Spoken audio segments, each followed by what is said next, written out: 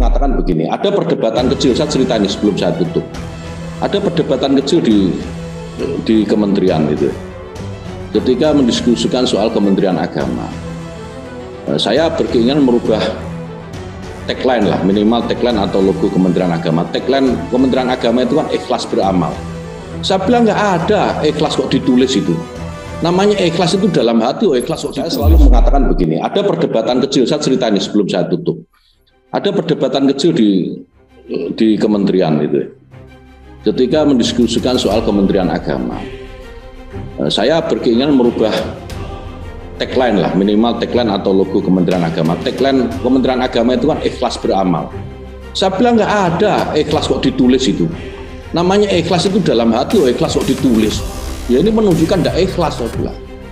Tidak ikhlas itu artinya mungkin kalau ada bantuan terus minta potongan itu nggak ikhlas. Kelihatannya bantu tapi minta potongan itu nggak ikhlas. Nah ikhlas beramal itu nggak bagus, nggak pas, saya bilang.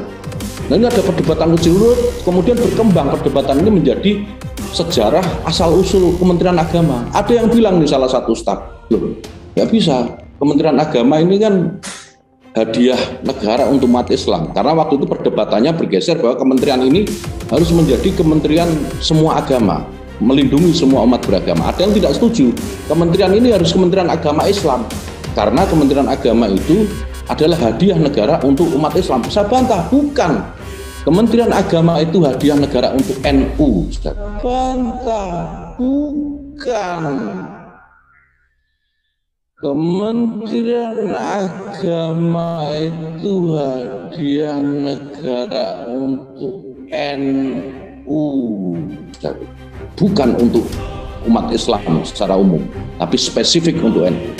Nah, jadi wajar kalau sekarang NU itu memanfaatkan banyak peluang yang ada di Kementerian Agama, hadiahnya untuk NU. Kenapa begitu?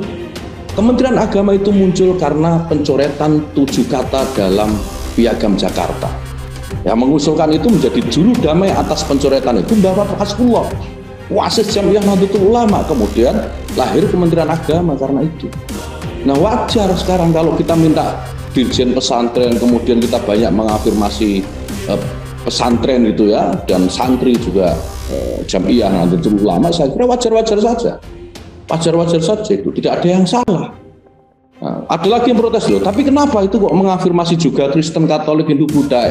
Saya bilang NU itu banyak besar, NU itu banyak umatnya, jamaahnya banyak dan besar secara fisik badannya. Dan orang yang besar itu selalu cenderung melindungi yang lemah, melindungi yang kecil. Dan itu sifat NU. NU itu di mana-mana itu pengen melindungi yang kecil.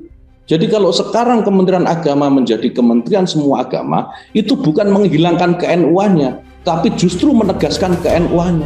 NU itu terkenal paling toleran, NU terkenal paling moderat. Itu saya kira tidak ada yang salah. Nah, saya kira ini background itu ya, kira-kira menjadi background landasan gitulah cara berpikir kami di Kementerian Agama yang insya Allah sudah hampir seragam. Sudah hampir seragam, meskipun masih ada 1-2 ya biasa itu, karena kita mengelola organisasi yang besar.